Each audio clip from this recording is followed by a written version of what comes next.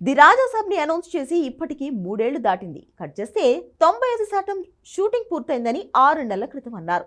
ఇప్పటికీ గ్రాఫిక్స్ వర్క్లో పెద్దగా ప్రోగ్రెస్ లేదని తెలుస్తోంది. ఇంతకీ మారుతిని నమ్ముకుని ప్రభాస్ పెద్ద తప్పే చేశాడా?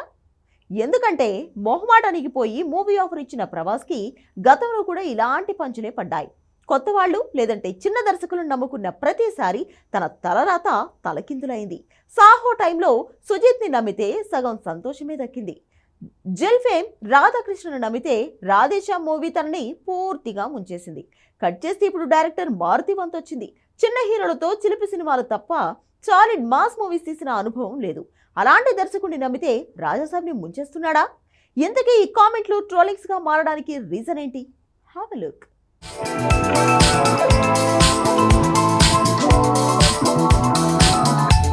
ది రాజాసాబ్ అనౌన్స్మెంట్ వచ్చి 3 ఏళ్లు దాటుతోంది. అసలు డైరెక్టర్ మారుతికి ప్రభాస్ డేట్ ఇచ్చాడంటేనే అప్పట్లో ఎవరూ నమ్మలేదు. కానీ అదే నిజమని సినిమా లాంచ్ అయ్యాక తేలింది. కానీ 3 ఏళ్ల క్రితం ఈ మూవీ మొదలైనా ఇంతవరకు రిలీజ్కి కాదు కదా, కనీసం పూర్తయ్యే భాగ్యం దక్కలేదు. 95% షూటింగ్ జరిగినా విజువల్ ఎఫెక్ట్స్ విషయంలో ఎక్కడ పని అక్కడే ఉందని తెలుస్తోంది.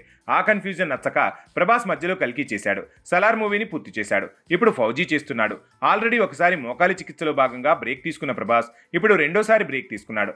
ఇలా ఏళ్లకేళ్లు గడుస్తున్నా ఇప్పటికీ మారుతికి ఇంకా టైం ఇస్తూనే ఉన్నాడు ప్రభాస్. ఇదే కొంపముంచేలా ఉందనే డౌట్లకు కారణమవుతుంది. ఇలానే గతంలో సుజిత్ని నమ్మి 350 కోట్ల ఖర్చుతో సాహో తీశాడు. ఏమైంది?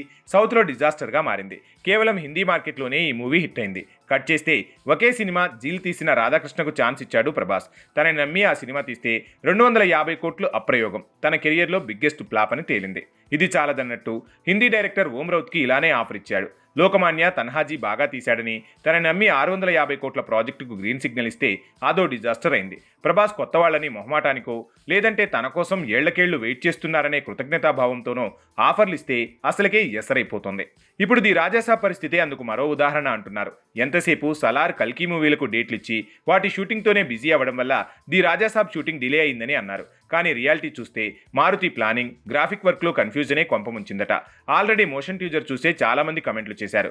మరి ఇక సినిమాలో విజువల్ ఎఫెక్ట్స్ ఎలా ఉన్నాయో దేవుడికే తెలియాలి. సో చిన్న దర్శకులని, కొత్త వాళ్లను నమ్మితే పంచు పడుతుందని ప్రభాస్ విషయంలో 3-4 సార్లు ప్రూవ్ అయింది. అందుకే ది రాజాసాబ్ మీద రూమర్లు, నెగిటివ్ ప్రచారాలు పెరిగాయి. డైరెక్టర్ మారుతి ఇప్పుడు ప్రభాస్ కొంపముంచేలా ఉన్నాడనే కమెంట్ల దాడి పెరుగుతోంది.